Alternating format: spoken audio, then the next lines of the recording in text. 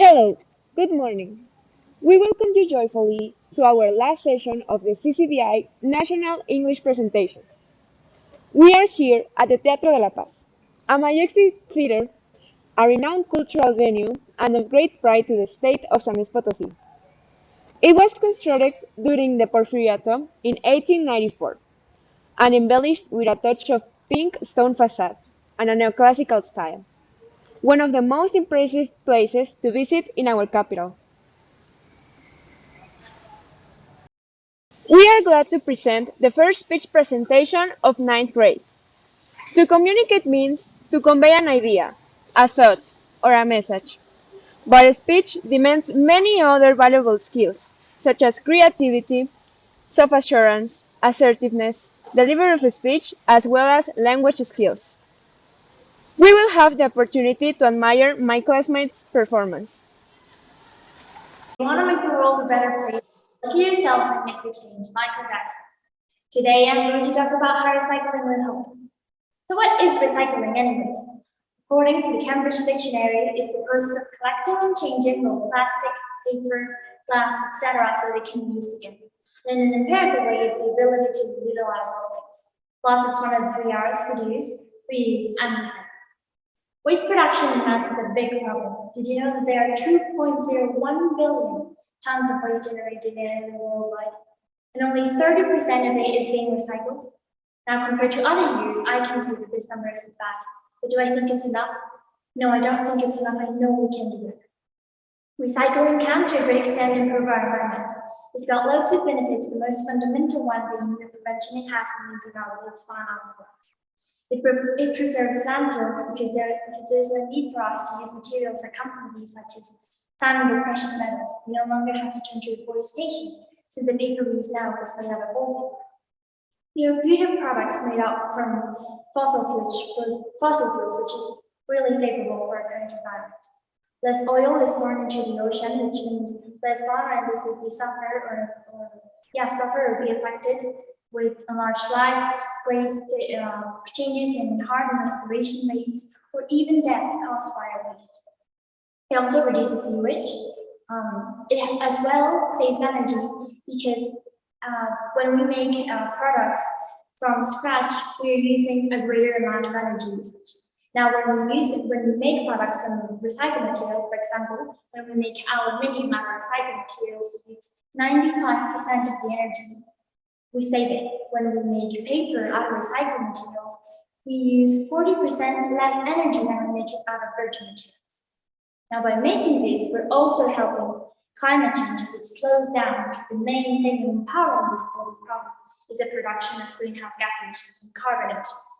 Now, because these two are made when we use transforming energy to generate products, when we reduce energy, we're also diminishing greenhouse gas emissions and carbon emissions. And just in the UK, 18 million tons of CO2 were lowered just by recycling.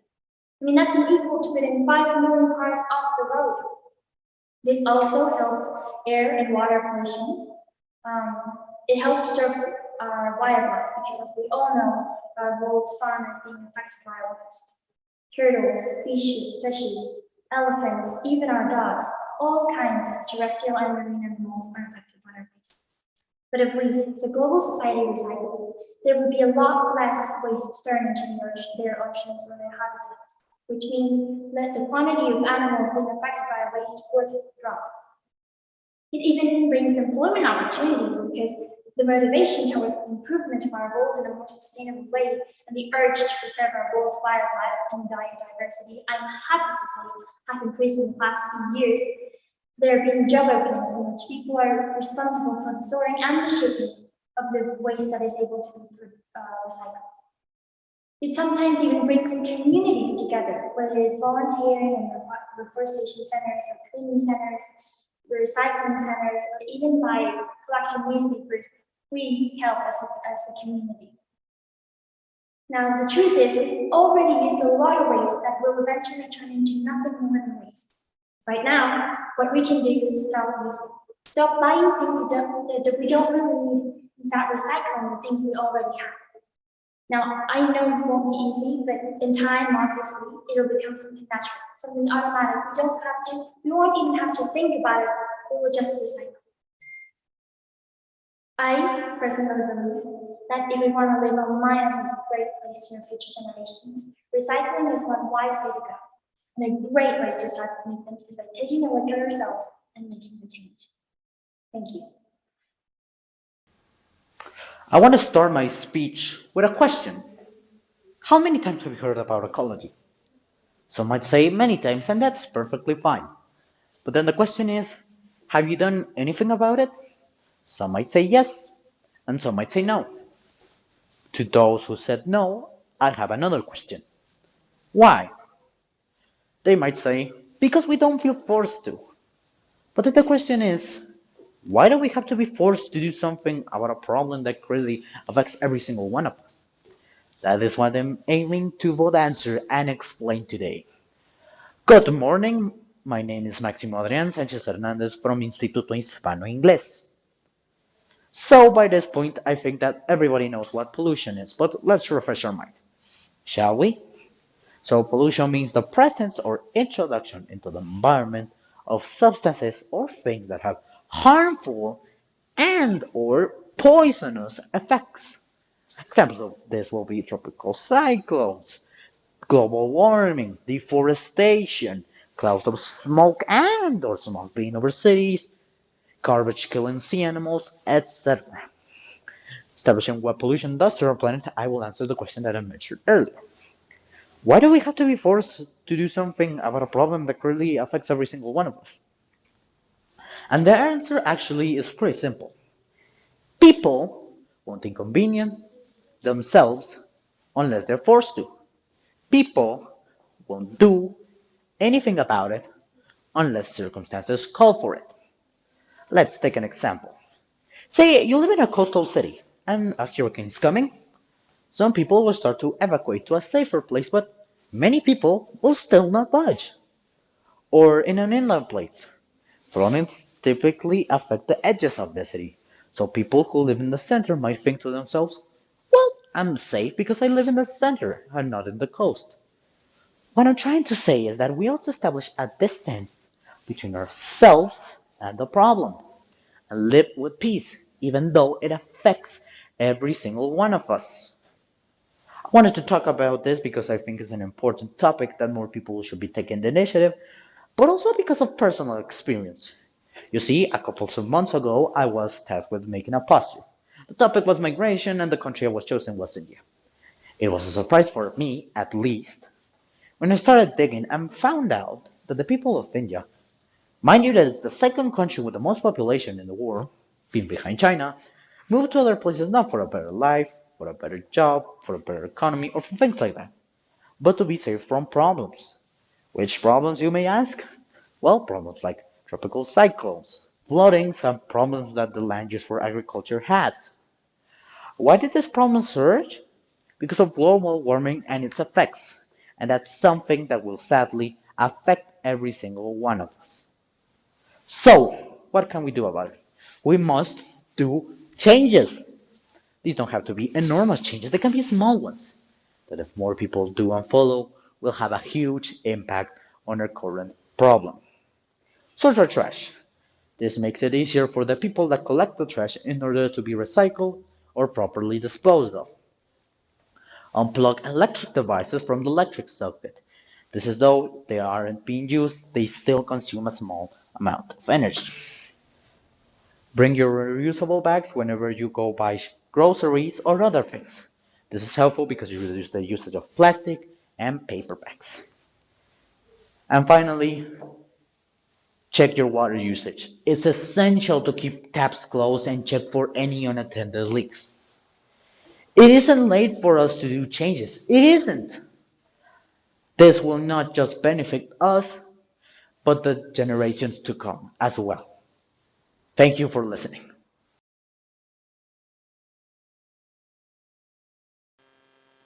Children must be taught how to think and what to think. Moreover, my name is Angela. I belong to 9A, and I'm almost sure that you ever wondered if what you learn at school is actually going to be helpful for your future. Well, today I'm here to present to you a topic which changes education does in someone's life. Education is essential to find a job, and not necessarily the job of our dreams. But what exactly is education? Education is considered to be the knowledge received after being taught, but it should be the key to opportunities. Around a bit more than half of Mexico's population have received a minimum of 9 years of a school program, which is considered an appropriate level of knowledge, and around 3% of Mexico's population have never received education in a proper manner. When people drop out of school and didn't come back before getting a job, society will treat them without equality, and as a community, we should try to help each other out. Instead of giving these people a bad look, we should inspire them to continue their studies. But how do we achieve this? Many students have shown interest in specific topics, and when these are discussed or slightly discussed in class, some of them will want to do their research, but they can be led into misinformation. So what can they do to have trustworthy information? If they're really into it, they can look up books from specialists, find a tutor, or wisely choose a podcast or an educational video from an expert. And even if these options are unavailable to everyone, there are always other ways. Everyone has a different way of learning. There are three main rules that divide the methods that are in use. These are visual, auditory, and kinesthetic. These factors could truly improve or hinder studying. For example, a visual learner will easily understand by looking at images, while an auditory learner can easily understand by listening to a podcast or a video, and a kinesthetic learner will easily understand by realizing activity and practice. If people study with that method they feel more comfortable with, their acquired knowledge will remain active and will be helpful as a result. The difference between a public and a private school can be visible, at least in elementary and junior high in Mexico. These changes go from the expense from the teachers, the installation with the just studies, to the security they provide. It's true that not everyone can afford private education, but that's not an excuse to reject these people of proper education. But we can't forget about mental health. In the last few years, mental health impairments have started to be recognized, but it's yet invisibilized enough. A school can be a great modifier for mental health, since it generates pressure and competition between the two, which can lead to stress. If a student gets good grades, their family and teachers may seem proud, but when a student doesn't have the expected results, it usually is because they need help improving, but this clear environment makes it difficult asking for help. In conclusion, studying can help you get opportunities, but it's not about memorizing specific dates and names. People may gain wisdom, which can be taught, but it takes longer than looking something up on the internet or in a book. In the end, experience makes the best out of someone, and educating yourself is a great way of achieving this. Thank you. How do you define living life? First of all, I would like to start this speech asking you something. How do you define living life? It seems to be a complicated question, no? Well, this is because each person in this room has a different perspective about seeing life. It could be because they have lived in different places, with different persons, or they have different emotions and feelings inside them. But well, for me, this isn't a difficult question. But I would like you to take some of your time and start thinking and reflecting more this question, and then at the end, you could give me an answer of it. But now, yes, good morning, my name is Ana Victoria Perales Garcia, and almost 3 years ago, I had the opportunity to start a new stage in my life, which is commonly known as middle school. At the beginning, all the persons tend to say these kind of things, for example. No, this is when everything begins. Or others, no, this is gonna be the best stage in your life. And I, as many, totally believe it. Because I used to saw my older sister going to parties, to quinceañeras, hanging out with her friends, and also having a boyfriend. And in that moment, I was like, please God, teletransport me there. But of course, it was impossible, so I wait for that moment to came. And as my expectations were getting higher and higher and higher, then they go down, down, down like a roller coaster. At the beginning, I had to admit that I passed hard times and bad moments. But one day, my brain told me something. Vicky, it is totally normal to feel this way, because nobody born knowing and feeling everything. And that's when I start enjoying those moments in my life, start creating new experiences, and start learning of them, and never repeat the same again. And according to Rosabeth Muscantes, professor of business at Harvard, there are many factors by which a person can be afraid of the change of environment. Some examples can be the excess of uncertainty, the lack of control, or the simple change of routine, because the routine can turn a little boring. That's why, returning to the question I asked you at the beginning, I repeat, how do you define living life? For me, living life is a constant creation of new experiences. Our purpose of life is to create, to be amazed, and learn. And as I told you before, it is totally normal to be afraid of what we don't know about. And that's when you have to make a decision, face fear or flee from it. On the other hand, if you decide to face the fear and decide to create a new experience in your life, the reward will be even greater. No matter how disappointing and sad and regrettable it may be, it has rewarded you with an eternal piece of a memory. And life itself is made of those pieces that preserve a little bit of everything you have lived through. Those experiences, believe it or not, one day will become your most valuable and precious possession. And finally, I would like to conclude first. Please stop using the wood, because it is well known that the wood doesn't exist. Thank you. The rebozo is an accessory that goes beyond a simple multifunctional garment. Spread like wings, like beautiful blouses, wrapped around the neck and even around the head, the traditional rebozo of Mexico has become a fashion garment and distinction. However, it is more than an accessory. It can be said that throughout history, it has been a reflection of expression of Mexican women. Let's admire a demonstration of rebozos made in Santa María del Río, known as La Cuna del Rebozo. The word rebozo comes from Spanish origin, which means to cover. However, it has three indigenous terms like siwa nequealtlapacholón in Nahuatl, which means that which touches a woman or something, minimagua, and sensotl, which denotes a cloth of 1,000 colors. The first time rebozo was mentioned and described goes back to 1572 by Friar Diego Duran. The influence of several indigenous cultures had an impact on what a rebozo is today. One of the most known garments that had similar features with a rebozo was Juan Diego's ayate, a cloth made from the maguey plant, which proudly bears the image of Our Lady of Guadalupe. Records of La Malinche demonstrate that she possessed a cloth called La Manta del Sol, which was not only used to protect herself from the sun, but it also represented a status. Its origin was most probable among the lower mestizo in the early colonial period. Mestizo women wore traditional rebozos that showed colorful designs from this period to distinguish themselves from the indigenous women, as they could not afford beautiful Spanish clothing. By the 18th century, the rebozo was commonly used by women, except by nuns and those of the uppermost classes. Common rebozos were made of cotton, and the more expensive ones were made of cotton, silk, or silk.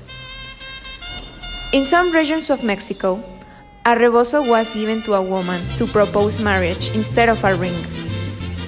The most luxurious rebozos contain ornate embroidery, including silver and gold thread. The use of a rebozo marked a Mexican identity, as even the Empress Carlota wore a rebozo in various formal occasions. By the end of the 19th century, it had become a totally essential garment, and its handicraft of very high importance. Its symbolic function went into the Mexican Revolution, as rebellious women, known as the Adelitas, worried to carry their babies and hide their weapons at the federal checkpoints. At this time, it was also used to place dead people for burial.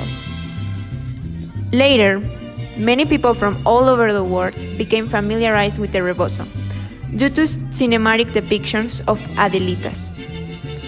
However, its use was related with indigenous women, poverty, and low socioeconomic status. Currently, the rebozo can be found in every part of Mexico, and almost every woman has at least one, regardless of socioeconomic class.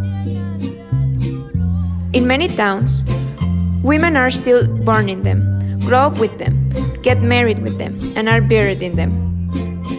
You can still see women wearing them to church. The rebozo has represented both a symbol of modesty tradition and of revolution, as well as in several communities in the US. Personalities such as Maria Felix, Frida Kahlo, Lila Downs, model Luli Jauregui, and former Mexican First Lady Margarita Zavala have noticeably worn rebozos in many ceremonial and public events.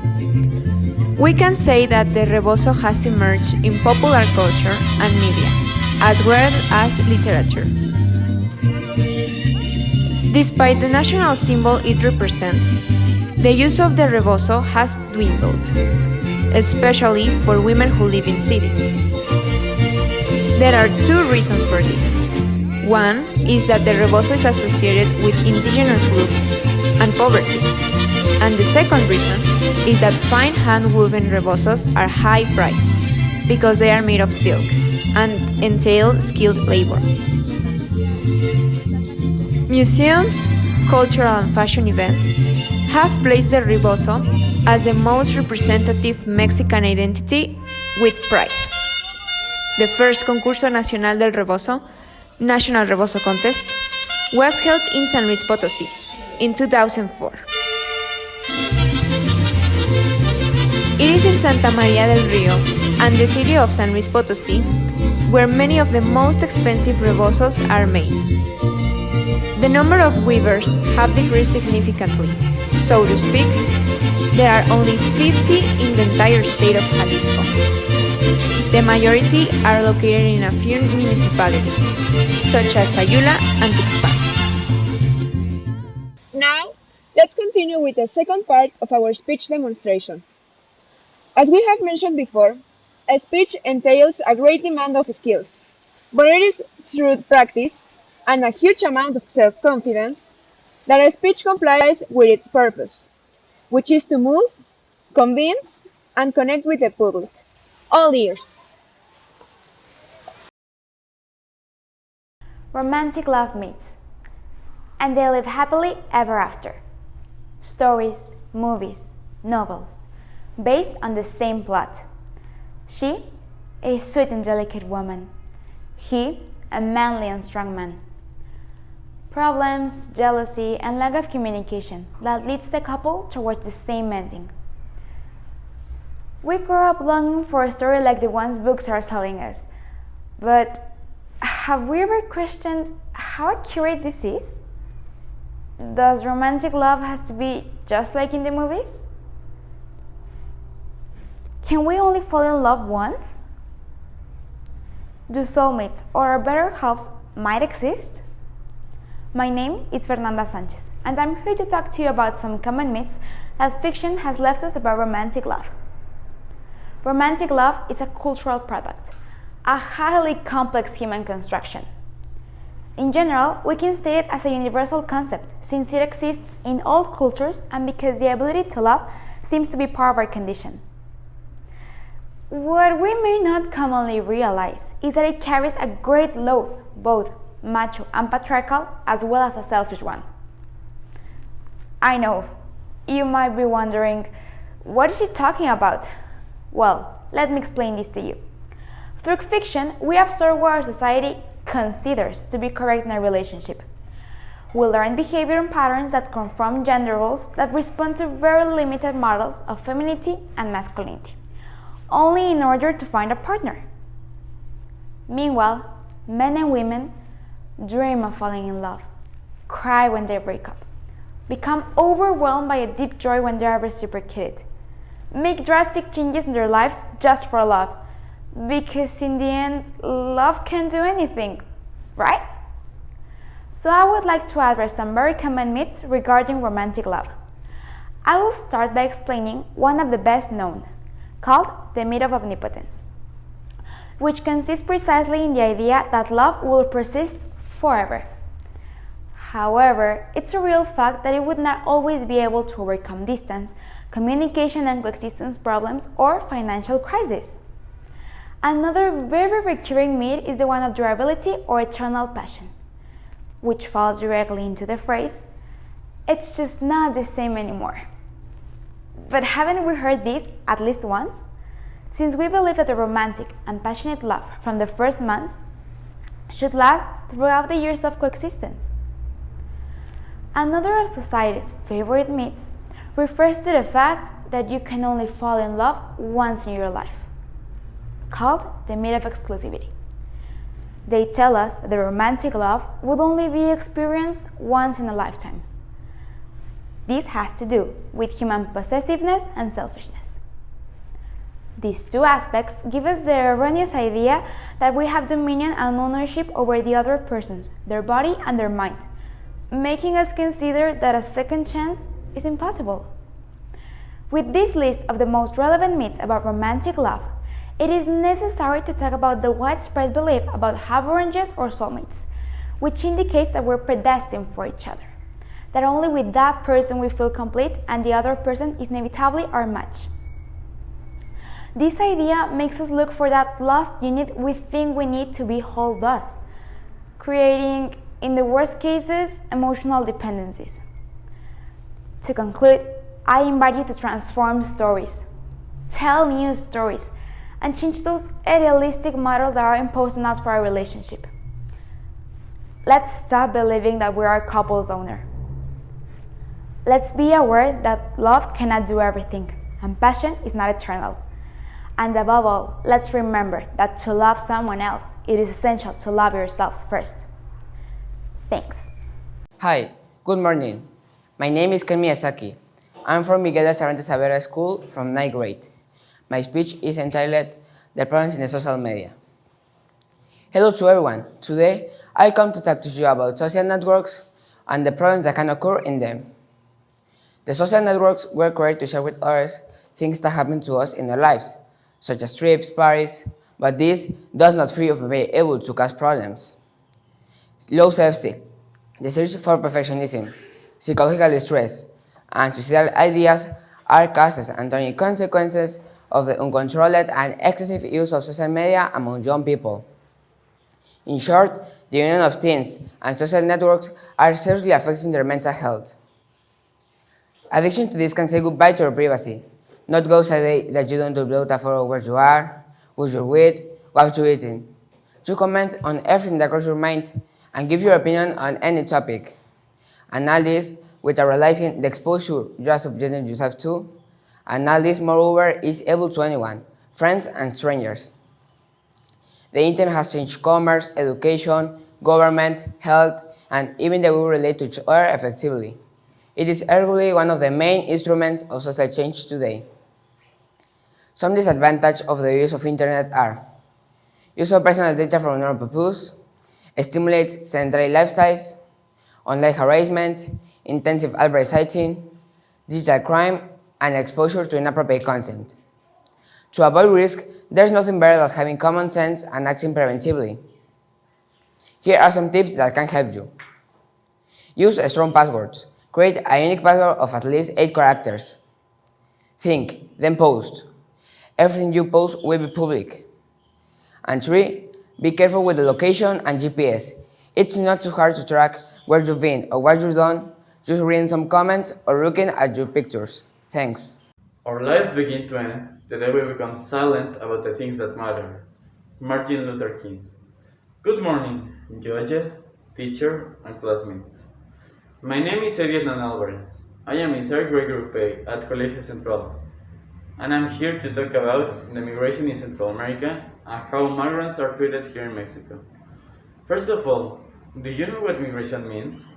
Well, according to United Nations, a migrant is someone who has resided in a foreign country for more than 1 year, regardless of the causes of his or her removal, voluntary or involuntary, or of the means used, legal or otherwise. For thousands of years, people have migrated, from the first human history to nowadays. People have left their homes to settle in another country or region. This could have happened due to weather or location. Maybe it is because economic, social, political, cultural, and educational issues. Migration isn't a problem which countries can face in isolation. It must be felt collectively, crucially, and humanly, since migrants are only looking for a better way of life. I would like to ask you now, did you know that Mexico is the hardest place to cross for migrants who come from South and Central America? Actually, it makes sense. Mexico is bigger than other countries, such as Guatemala, Belize, Ecuador, and many others. These other countries are smaller and a bit more humid. However, a large part of Mexico is desert, especially in the north. It is colder and more exhausting because there is almost no water. And at night, it is very cold. Therefore, these extreme climates make it such a terrible ordeal for them. Also, you might have thought that the hardest part was to cross the border from Mexico to USA. But first to get there, they have to cross all of Mexico. Let us consider that for doing that, they need food, water, clothes, and all migrants are exposed to terrible danger. Many of them end up being kidnapped, forced to work without a salary. Others are sexually abused, and many others are killed because they refuse to do such detrimental actions. Apart from the fact that they are at risk, it is really hard for them because they are mistreated by the people, such as criminals. Often they are brutally beaten up by the police. Others are ignored as if they didn't exist. I know how it feels to be ignored, and trust me, it feels awful. The COVID-19 pandemic, as everyone, also affected a lot to them because there is a lot of loss of employment. So if they don't have work, they don't get any money for buying food or to buy a house or rent a house. So they started to live again in the streets in crowded conditions. And also, imagine how hard it is for someone who don't have their documents already and they contract the COVID-19. So are they gonna die because they don't have any medicines or someone who help them? So I exhort you to take actions on this problem and at least give a little support to them because they really need it. Thank you.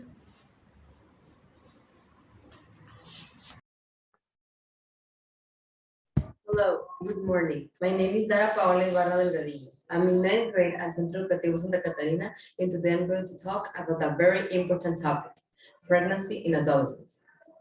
Let's start by understanding the causes of this. Although they seem very obvious, there is much more behind a girl who supposedly did not care about her future or the consequences of her actions. Like if a child and a lifelong responsibility were a punishment and not something to rejoice about. The WHO defines adolescent as any person between 10 and 19 years old, although for Mexican law, it ranks between 12 and 18. Likewise, National Health and Nutrition Survey has defined teenage pregnancies, also called early pregnancies, are the ones that occurs at the beginning of the puberty or the first age of a woman. In Mexico, the most serious problem is located in rural areas or places of high migratory density more than in urban areas. So this problem must be understood and addressed as a primary problem in the public agenda of our country. In my opinion, the fact of having a mother taking care of another, a girl or adolescent who have a life full of dreams, seems truncated by the premature arrival of a child. And don't misunderstand me. At this point, I do not criticize motherhood, since I think it's beautiful, and every woman can do with her body and her life what she wants. But this terrible act of cutting the life of a girl for something she does not want and she does not ask for, I find it aberrant. Today is a highly debated topic, not only regarding adolescent herself, but also in each of the women who live in Mexico and throughout the world. Because when we talk about teenage pregnancies, the decision to interrupt it, people drives crazy. They think it's impossible for a 15 or 16-year-old girl to get that. But when we ask about contraceptive methods, or just simple information, not only to prevent pregnancies, but also STDs, they get horrified, and they think they are not their friendly topics. It is surprising how motherhood or the decision to interrupt it is judged by the judgment of all the people, from friends, neighbors, even our own family. If they think it's beautiful or they think it should be a punishment. I would like to conclude by making clear that I do not have a different position, and maybe I do not share my point of view with many of you. But if I'm sure of one thing, is that we cannot allow this to continue happening. Because this can have a lot of problems, not only in our families or our life, also in our mental health, in our school. For every woman, and especially teenagers, the ones I'm focusing on today, it is so sad and unfortunate that this very important issue concerns everybody except of themselves. Thank you.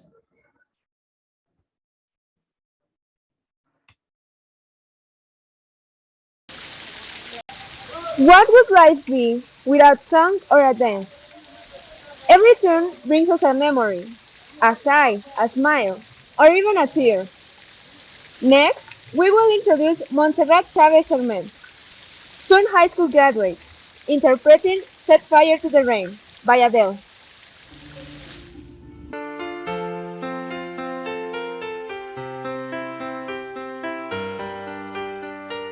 I let it flow, my heart, and as it fell, you rose to claim it.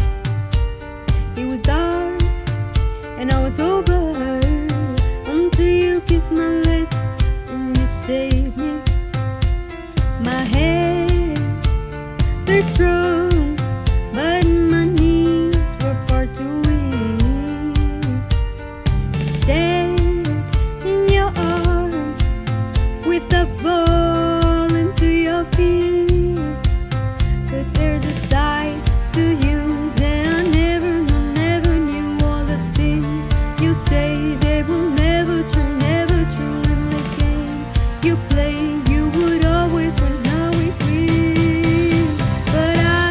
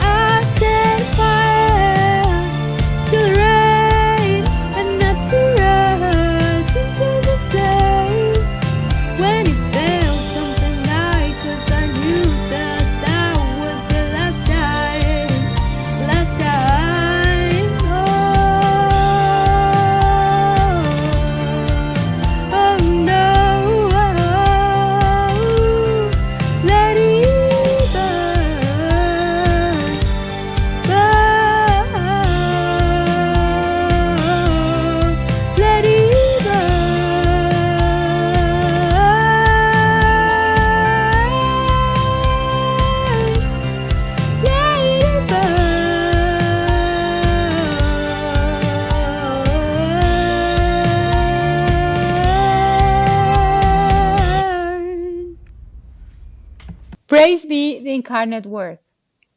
We have reached one of the most important moments.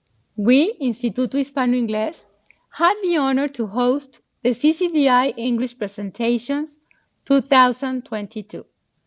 We are extremely proud that this three-day event was represented by all our schools that take part of this treasured congregation. Our hearts are immensely filled with gratitude and appreciate your valuable participation. And now it's time to pass the pennant to Ms. Mercedes Roca Gutierrez, Director of Colegio Central, for the forthcoming event that will imply organization, development, and creativity. It will take place next school year in 2022-2023. We are aware that Jesus' incarnate Word will be right by our side to carry out our next CCVI National English Contests favorably, efficiently, and happily. Thank you.